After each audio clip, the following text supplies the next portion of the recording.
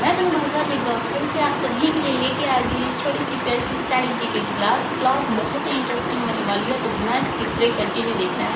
देखते हैं आज का पहला क्वेश्चन। तो क्वेश्चन है हमारा कि एक नोटेंगल मील कितने फिट के बराबर होती है। एक नोटेंगल मील में कितने फिट के बराबर होती है। क्वेश्चन देखो, ये हमें अगर बेसिक नॉलेज की बात करें तो पता होना चाहिए, और अगर हम एग्ज़ाम के रिलेटेड से बात करें तो ये एग्ज़ाम में भी पूछा जाता है। क्लियर है? तो इसके देख लेते हैं। अगर बात करें 3 फिट की तो ये 1 गज के बराबर होते हैं। कितने? 1 गज। और बात करें 6 फिट की तो ये हमारा 1 पेदम के बराबर। पेदम के कितने? 1 पेदम के बराबर। कई बार पूछा गया है कि 1 पेदम कितने फिट के बराबर होता है, तो वो 6 फिट के बराबर होता है। क्लियर है? बात करें हम 5280 फिट, ये किसके बराबर होता है, तो ये 1 मील के बराबर होता है। कितने?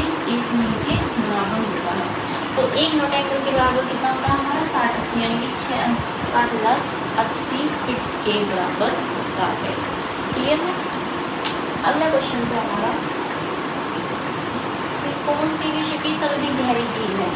बताओ भाई, कौन सी विश्व की सर्वाधिक गहरी झील है। टिटिकाका, विक्टोरिया, बेकाल या फिर मृत सागर। देखो, इस क्वेश्चन को आप अपने माइंड में कैसे सेट करोगे भाई, जब हम गहरे झील में गिर रहे हैं, इसे पकड़ लो, बस इतना सा पॉइंट को पकड़ो कि जब हम गहरी झील में गिर रहे हैं तो हमारा क्या आएगा? काल आएगा। जब गहरी झील में गिरेंगे तो काल ही आएगा। तो राइट आंसर क्या हो जाएगा? बेकार। जब गहरी झील में गिरेंगे तो क्या होएगा? काल आ जाएगा। राइट आंसर इज बेकार।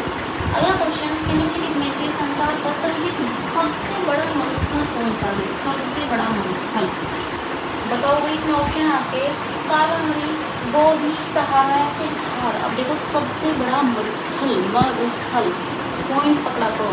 तो कहते हैं ना, डूबते हुए इंसान को तिनके का सहारा ही काफ़ी होता है। जब इंसान डूबता है तो उसे तिनके का सहारा ही काफ़ी होता है। तो इसमें मरुस्थल यानी कि मर आ रहा है मरुस्थल। अगर इंसान मर रहा है और उसे जीने की छोटी सी आशा मिल जाए तो वो कहते हैं डूबते इंसान को तिनके का सहारा। तो उसी तरह से क्या है इसमें राइट आंसर? सहारा। राइट आंसर मरुस्थल, सबसे बड़ा मरुस्थल सहारा। डूबते हुए इंसान को तिनके का सहारा। छोटी छोटी टिप्स पकड़ो, क्वेश्चन अपने आप दिमाग में सेट हो जाएंगे। अब देखते हैं अपना अगला क्वेश्चन। अगला क्वेश्चन है हमारा कि टेलर घाटी अब स्थित है। टेलर घाटी कहाँ स्थित है भाई? आपके ऑस्ट्रेलिया में, अंटार्कटिका में, कनाडा में या फिर संयुक्त राज्य अमेरिका में। तो देखो, टेलर घाटी जो है वो है आपकी ऑस्ट्रेलिया में। कहाँ है? ऑस्ट्रेलिया में। इसी में आपकी एक दो घाटी और पूछी जाती हैं, जैसे कि पूछ रहे आपकी फूलों की घाटी। कौन सी? फूलों की घाटी कहाँ है? भारत में, लिख लेना। और मृत घाटी पूछ ले, मृत घाटी कहाँ है? तो वो है आपकी अमेरिका में, मृत घाटी अमेरिका। और शांत घाटी, शांत घाटी भी आपकी भारत में है। या आपसे पूछ ले मिस्र घाटी, सॉरी, राजाओं की घाटी कहाँ है? मिस्र में। तो ये एक दो घाटी हैं जिनसे क्वेश्चंस बनते ही बनते हैं। क्लियर है? अगला क्वेश्चन देख लो कि दक्षिण एशिया का सबसे बड़ा मरुस्थल। देखो, अभी जो मैंने बताया था मरुस्थल पे क्वेश्चंस करो, तो वो था विश्व का सबसे बड़ा मरुस्थल। बोला था विश्व का सबसे बड़ा मरुस्थल, भाई तिनके को सहारे की जरूरत है। विश्व का सबसे बड़ा मरुस्थल क्या है? सहारा में। अब ये पूछा है हमसे कि दक्षिण एशिया का सबसे बड़ा मरुस्थल, तो आप किसमें अगर ऑप्शन सहारा भी दे देता तो बहुत से बच्चे उसपे सहारा पे टिक कर देते। लेकिन थोड़ा इसमें ध्यान दो, ऑप्शन इसने दिए हैं आपके आटाकामा, कोलोरेडा या फिर कालीहरी या थार। तो देखो, दक्षिण एशिया का सबसे बड़ा मरुस्थल है आपका थार। क्या है? थार। लेकिन अगर विश्व का पूछे, और भाई हम बात करें विश्व की, तो उसमें तो क्या आपको दिमाग में बैठा लेना कि डूबते हुए को तिनके का सहारा। तो विश्व का सबसे बड़ा मरुस्थल सहारा। क्लियर है? अगला क्वेश्चन देख लो कि ब्लैक फॉरेस्ट पर्वत स्थित है। फ्रांस, जर्मनी, यूक्रेन, रूस। ब्लैक फॉरेस्ट पर्वत स्थित है, कहाँ स्थित है? तो वो है आपका जर्मनी में। कहाँ स्थित है? जर्मनी में।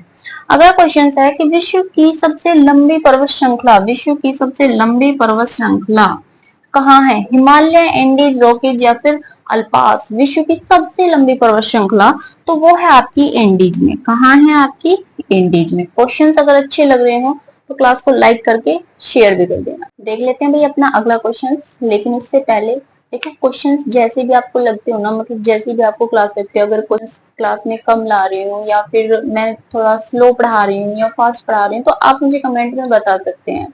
अगला क्वेश्चन देख लेते हैं कि प्रिंसिपल ऑफ इकोनॉमिक्स किसकी रचना है। Principle of economics Adam Smith की, मार्शल की, कीन्स की या फिर कार्ल मार्शल की। तो भाई किसकी रचना है प्रिंसिपल ऑफ इकोनॉमिक्स? ये है आपकी मार्शल की। और आपको मैं बता दूं ये क्वेश्चंस एक बार नहीं कई बार एग्जाम में पूछा गया है, तो इसीलिए इस क्वेश्चन पे ज्यादा ध्यान देना। प्रिंसिपल ऑफ इकोनॉमिक्स किसकी है? मार्शल की।